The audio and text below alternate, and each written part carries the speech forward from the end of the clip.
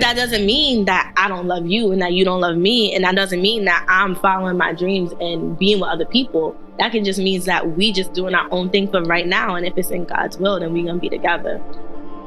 Come on, y'all better quote me. Y'all better put God in your relationship. It's easier said than done. Right. It really be a whole bunch of bull right before you get to that part. No, it is. But it's like, yo, like if I got my dreams and I know that I gotta go to LA and be this filmmaker, then I gotta go to LA. Like I can't. What do we gotta look at our parents and our grandparents. Hello, welcome to Reactions and Reviews. I'm your humble host, Eze. Thank you, and I hope you enjoy the show. And in today's episode, we are going to discuss independent modern women, specifically Black women, and how their decisions always seems to come back and bite them in their 40s and 50s. Shout out to our good sister Peach's Reactions for sending today's clip. Let's get to it. Let me ask you a personal question. Oh, God. Let's say you was in a relationship, right? God. Maybe it's like a 3-year-long relationship, right? And you said 3 years, sir? Yeah, 3 years, right? And let's say your significant other wanted to follow their dreams, but you wanted a family. Is that something worth fighting for? I do think that's something worth fighting for. I don't think that it would be fair to restrict my significant other to a certain. Like if they haven't accomplished what they needed to accomplish before they have a family, like especially as a woman, like I know for me, once I have a family, I'm not gonna be able to do the things like I'm a filmmaker. I work on set 14 hours a day. I can't do that with a 6-month-old.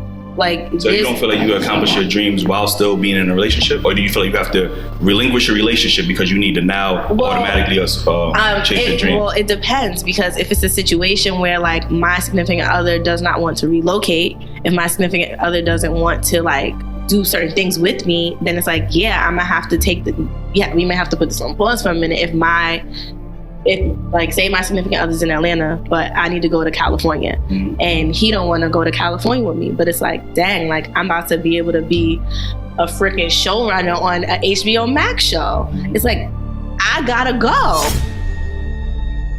If you made it this far, hit that like button and leave a comment to trigger YouTube's algorithm. I'm a new channel and I'm trying to grow. So hit that subscribe button and hit that bell to let you know every time I upload a new video.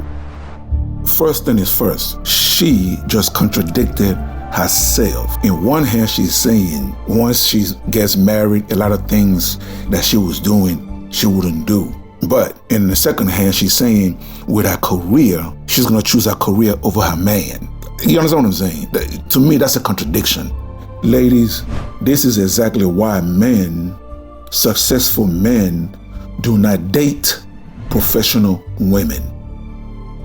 Successful men do not date professional or quote unquote independent career women because of this, because of what this young sister just said. Okay, basically, if she had a choice between her movie career and her man, she would choose her movie career. Look at her, she is young. That's how she feels now. But she's not thinking about how that decision will affect her in her 40s and 50s and 60s. A lot of sisters that's her age that have this mindset, they always end up lonely.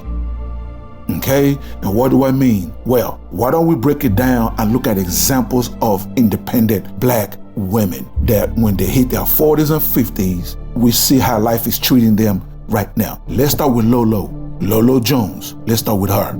How many of you remember when Lolo Jones, her IG Live crying because she was about to turn 40 and still single with no husband or kids? So, Lolo, this is a woman that has it all. Famous, popular, endorsements, all kinds of accolades. She is willing to settle just so she will have a husband and children. Ladies, let that sink in. Reaching to the point where I'm like going on these dates and I'm like, we don't really click, we don't really vibe, but like, do I settle just for the sake of trying to have a kid? You were willing to settle for less because you thought you were running out of time. Yeah, absolutely. I mean, it's just, and it's really hard when you hit 40. Majority of you so-called liberated women are on anti-depression medicines than any time in American history. And wasn't it just, I believe, just last month or a couple of months ago, Lala Anthony, she was also complaining that no man her age or older are checking for her. Y'all remember that? The only people that are checking for Lala are young dudes. What happens is, here's how it goes. 'Cause this is what I'm finding. I don't understand this. This is how it goes. Okay. When you're younger, you want to date older guys. And I'm not saying when you get older, you want to date younger guys, but when you get older, only younger guys want to date you. It's the wildest thing. Literally, guys will DM me or want to take me out, and I'll Google them. I'll be like, you're 22 years old. Like, what? How? Like, how does this work? That's right, ladies. It's getting ugly out here for you strong, independent black women. Y'all better wake up.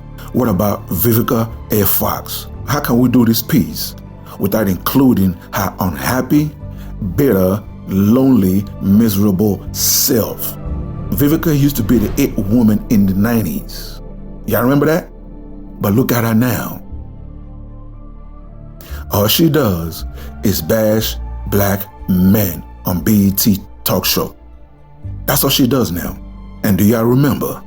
She celebrated and was rejoicing that Kevin Samuels passed away. And I'm glad that the internet drug her to Africa and back to the US. Ladies and gentlemen, and last but not least, Sanaa Lathan, the woman every man wanted in the 1990s. Everybody wanted Sanaa Lathan. Okay? Fast forward to 2023. Where is she now? She's still single, never been married or kids. Now, don't get me wrong, she still looks good. She still looks amazing. But here's the question. Who is checking for her? You understand what I'm saying? What man on her level of fame and success are checking for her? You know? She is now known in Hollywood as the used up 304 because she has ran through Hollywood. Let's keep it real.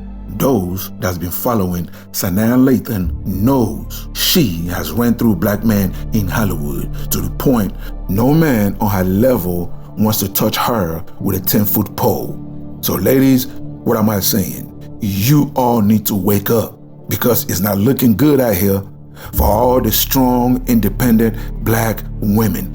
It's cute when you're in your 20s, when you are still fly, and when you are still being chosen.